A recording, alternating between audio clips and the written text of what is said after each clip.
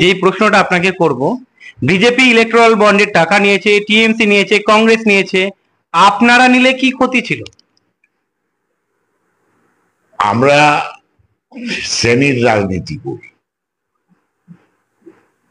আমরা শোষিত, বঞ্চিত এবং শ্রমজীবী মানুষের স্বার্থে রাজনীতি করি।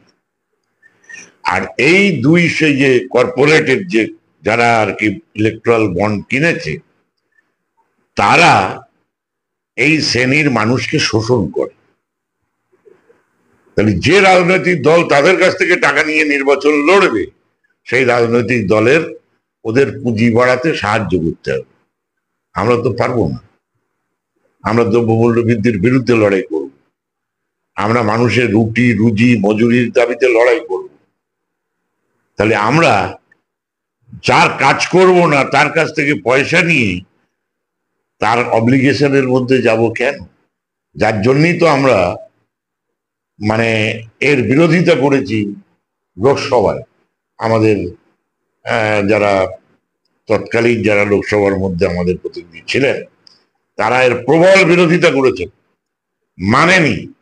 এই আইন তৈরি হয়েছে, তার বিরুদ্ধে আমরা সুপ্রিম কোর্টে গেছি, এক পয়সা নেয়নি, বরং সেটা যে বেআইনি এবং জনস্বার্থ বিরোধী, এটা আমরা প্রমাণ করেছি। কাকুলি ঘোষ দস্তিদার বারাসাত লোকসভা কেন্দ্রে প্রবল শক্তিশালী, এই শক্তিশালী একজন ক্যান্ডিডেটের বিরুদ্ধে বামেরা কি প্ল্যানে চলছে? বামেরা কি মানুষের মধ্যে ঢুকতে পেরেছে?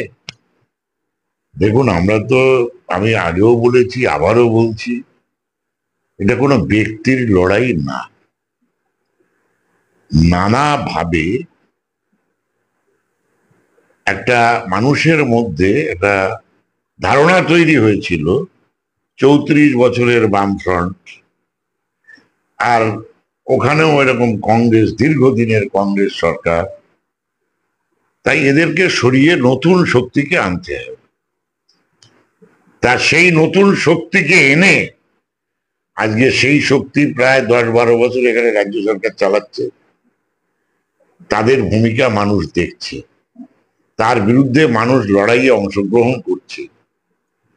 ওরা সেইটাকে আড়াল করার জন্য এইসব চমকের রাজনীতি করছে। ওরা সময়টাই তো চমকের রাজনীতি, বামেরা কি পিছিয়ে নেই এখানে? আমরা এই চমক, মানুষের জীবন জীবিকা বাদ দিয়ে কোনো চমক সৃষ্টির রাজনীতি আমরা বামপন্থীরা করি না।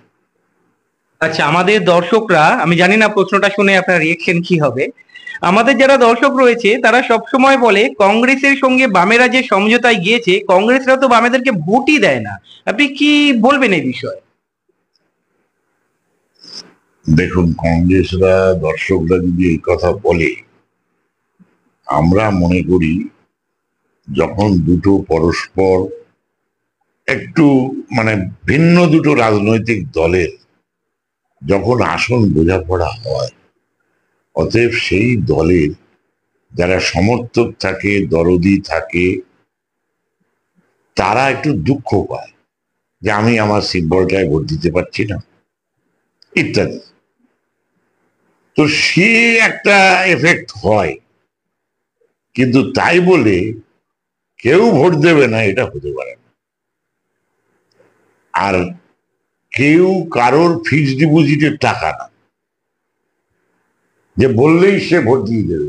মানুষ স্বাধীন, এবং মানুষ তার বিবেচনায় আমরা যে আসন বোঝাপড়া করে যে দাবিতে আমরা লড়াই করছি, বিজেপিকে সরকার থেকে সরানোর লক্ষ্যে, সেই দাবির যারা সমর্থন করবে তারা নিশ্চয়ই এই বিজেপি বিরোধী যে শক্তি, সেই শক্তিকে সমর্থন করবে। এইদিকে তো শুভেন্দু অধিকারী মানে বিজেপির বিরোধী মুখ, উনি বলছেন বামেদের ভোট দেওয়া মানে টিএমসি কে সাপোর্ট করা, এবং উনি এটাও বলেছেন যে বামেদের ক্ষমতা নেই তাই যুবদের নামিয়েছে হেরে যাবে বলে।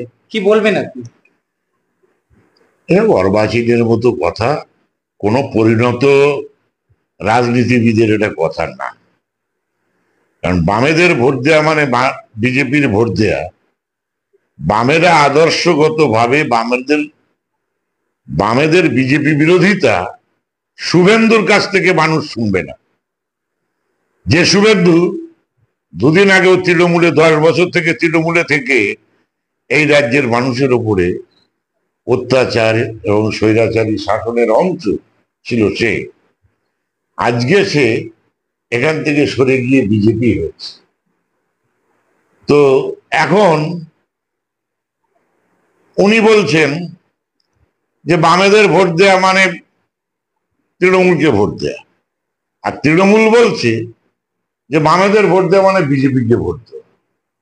তার মানে ওরা চাইছে বাইনারিটাকে শক্তিশালী করতে, যে অন্য কেউ নেই, আমি আর বিজেপি, মানে তৃণমূল আর বিজেপি, এই দুইয়ের মধ্যে ভাগ হয়ে যাও। ওটা মানুষের সমর্থনটা এই দুই ভাগের মধ্যে তারা ভাগ করে দিতে চাইছে, কারণ তারা জানে যে বামেরা তাদের কমন শত্রু। বামেরা এই বামেদের যাদের দিয়ে বাম রাজনীতি করে সেই শ্রমজীবী মানুষ, শোষিত মানুষ, ওই দুই দল তাদের বিভ্রান্ত করেছে, নানান ধরনের প্রলোভন দেখিয়ে, প্রতিশ্রুতি দিয়ে, মিথ্যা প্রতিশ্রুতি দিয়ে তাদেরকে আটকে রেখেছে। কিন্তু 10 বছরে মানুষের অভিজ্ঞতা যে জায়গায় যাচ্ছে, ধীরে ধীরে মানুষ কিন্তু এই বামেদের জন্যেই, আজকে যেমন এই মানে ইলেকট্রাল বন্ডের ব্যাপারে বামেদের উদ্যোগী মানুষকে চোখ খোলালো। পিএম কেয়ার, যে টাকার কোনো হিসাব দেয়নি প্রধানমন্ত্রী, তাই কোভিড পিরিয়ডে তহবিল খুলল, সেই টাকার কোনো হিসেব দেয়নি, কারা সেখানে টাকা দিয়েছে, সেই টাকা কোথায় খরচ হয়েছে, একটার হিসাব দেয়নি। তাহলে তার বিরুদ্ধে বামপন্থীরা লড়াই করছে। বামপন্থীরা লড়াই করছে রাস্তায়, ভেতরে যে যতটুকু ক্ষমতা আছে সেই ক্ষমতা নিয়ে সংসদের ভেতরে বাইরে লড়াই করছে। সংসদের ভেতরে আমরা খানিক দুর্বল হয়েছি, সেই জন্য আমরা চাইছি এই নির্বাচনে মানুষের কণ্ঠস্বরকে ওই লোকসভার অভ্যন্তরে পৌঁছে দেওয়ার জন্য বামপন্থীদের মানুষ জেতান। তার অভিজ্ঞতার মধ্যে দিয়ে তিনি দুটো শক্তিকেই চিনেছেন, আর ভুল করবেন না। অবশ্যই এটাই তো পরিকল্পনা। এই দুই দল মিলে বামপন্থীদের লড়াইয়ের ফসল হিসাবে এই আইন কার্যকরী হয়েছে দিল্লির পার্লামেন্টে। এই 100 দিনের কাজের যে আইন, সেই আইন পাশ হয়েছে। অতএব তারপর থেকে এই কাজ শুরু হয়েছে।